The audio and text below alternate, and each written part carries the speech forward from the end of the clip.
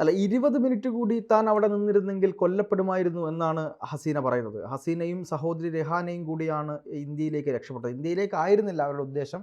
അവർ ഉദ്ദേശിച്ചിരുന്നത് മറ്റൊരു രാജ്യത്തേക്ക് പോകാൻ വേണ്ടിയിട്ടായിരുന്നു. അങ്ങനെ പോകുന്നതിനിടയിൽ ഇടത്താവളമായിട്ടാണ് ഇന്ത്യയിലോട്ട് ഇറങ്ങുന്നത്. അവിടത്തേക്ക് പോകാനുള്ള ചില പെർമിഷനുകൾ, ചില നയതന്ത്രപരമായ ചില കാര്യങ്ങളൊക്കെ ശരിയാവേണ്ടതുണ്ടായിരുന്നു. അങ്ങനെയാണ് ഇന്ത്യയിൽ ഇറങ്ങുന്നത്. ഇന്ത്യ എല്ലാവിധ സഹായങ്ങളും ചെയ്തു കൊടുത്തു. മാത്രമല്ല അജിത് ഡോവലിൻ്റെ ഇടപെടലിലാണ് പെട്ടെന്ന് അവിടെ നിന്ന് 20 മിനിറ്റിൽ അതായത് അരമണിക്കൂർ പോലും താമസിക്കാതെ നിങ്ങൾ അവിടെ നിന്ന് ഇറങ്ങണമെന്ന് പറയുകയും അങ്ങനെ ഇറങ്ങിയതിന് ശേഷം ഇടത്താവളമായി നിങ്ങൾക്ക് ഇന്ത്യയിലേക്ക് വരാമെന്നും അജിത് ഡോവലും നരേന്ദ്രമോദിയും അമിത്ഷായും കൂടി ചേർന്നെടുത്തൊരു തീരുമാനത്തിൻ്റെ പുറത്താണ് ആര് വന്നത്, ഈ പറയുന്നത് പോലെ ഹസീന ഇന്ത്യയിലേക്ക് എത്തുന്നത്.